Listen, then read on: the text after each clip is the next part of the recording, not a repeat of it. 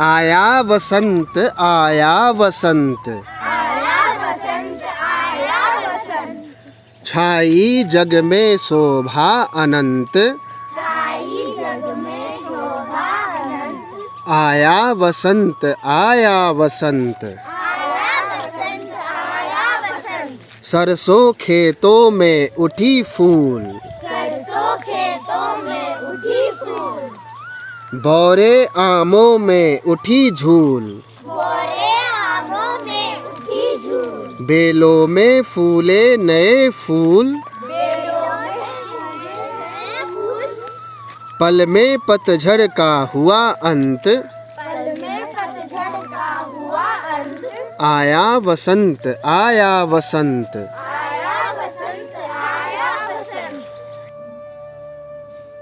नमस्कार, मैं हूँ अरविंद ठाकुर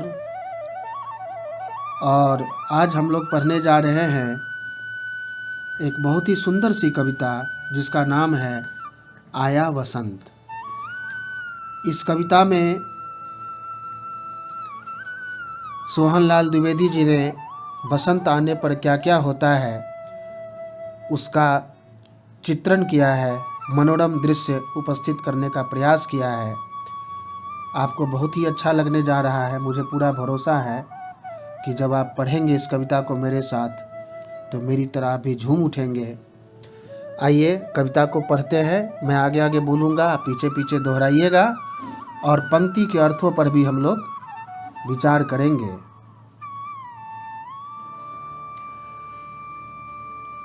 आया वसंत, छाई जग में शोभा अनंत, सरसों के खेतों में उठी फूल। कवि कह रहे हैं कि बसंत आने पर क्या क्या होता है। तो जग में शोभा छाती है और सरसों के खेत जो हैं वो पीले पीले फूलों से लहरा जाते हैं। देखने में लगता है जैसे धरती स्वर्ग समान हो गई है। पीले पीले जो फूल हैं सरसों के वो खेतों की सुंदरता में चार चांद लगा देते हैं। मन को मोहने वाला मनोरम दृश्य उपस्थित करते हैं जिसे देखकर केवल मनुष्य ही नहीं अपितु जीव जंतु भी खुश हो जाते हैं। और क्या क्या होता है देखिए। बोरे आमों में उठी झूल। बोरे मतलब आम के जो मंजर हैं उसको बोरा भी बोलते हैं। बेलों में फूले नए फूल, और फूल के जो पेड़ हैं उसमें नए नए फूल बसंत के मौसम में लग जाते हैं। पल में पतझड़ का हुआ अंत, आया वसंत आया वसंत। अब वसंत कब आता है? पतझड़ जाने के बाद। पतझड़ के मौसम में पत्ते झड़ते रहते हैं, अच्छा नहीं लगता है। लगता है कि प्रकृति निर्जन होती जा रही है, सुंदरता खत्म होती जा रही है। लेकिन वसंत आकर क्या करता है? एक चादर उड़ा देता है पूरे प्रकृति को, पूरे वातावरण को वो सुंदर बनाता है, हरियाली बढ़ाता है और पतझड़ का अंत हो जाता है। उससे प्रकृति की जो काया है, जो कलेवर है, वही बदल जाती है और एक मनमोहक दृश्य का निर्माण करने में सक्षम है ये हमारा वसंत। तो बसंत जो है इसकी महत्ता बहुत ज़्यादा है और हमारा जो नव वर्ष है आदिकालीन प्राचीन समय से जो चल रहा है वो भी इसी बसंत में हम लोग मनाते हैं। अंग्रेजी नव वर्ष की भी शुरुआत है 1 जनवरी को, लेकिन जो हमारा अपना नव वर्ष है वो भी इसी बसंत के सुहावने मौसम में मनाने की आदिकालीन परंपरा रही है। और क्या क्या होता है?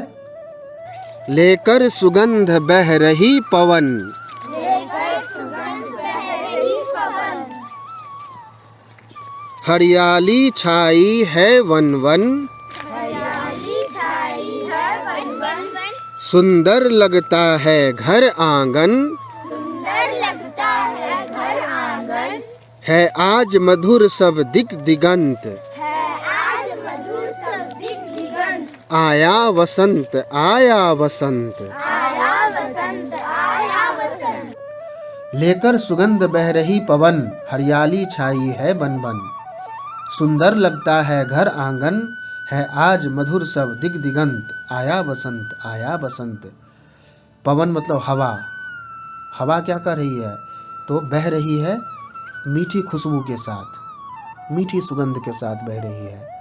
और जंगल में देखिए, मैदानों में देखिए, खेत में देखिए, हरियाली ही हरियाली छा गई है।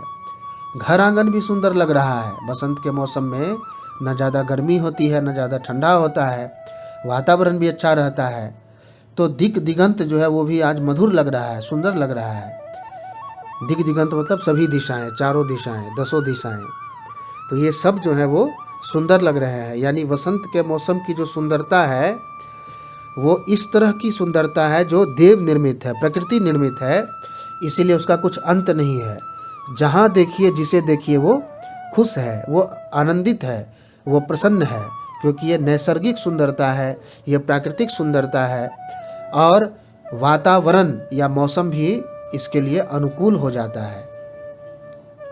और क्या क्या होता है देखिए, भौरे गाते हैं नया गान, भौरे गाते हैं नया गान, कोकिला छेड़ती कुहू तान, कोकिला छेड़ती कुहूतान, है सब जीवों का सुखी प्राण, है सब जीवों का सुखी प्राण, इस सुख का हो अब नहीं अंत, इस सुख का हो अब नहीं अंत, आया वसंत आया वसंत। आया वसंत आया वसंत।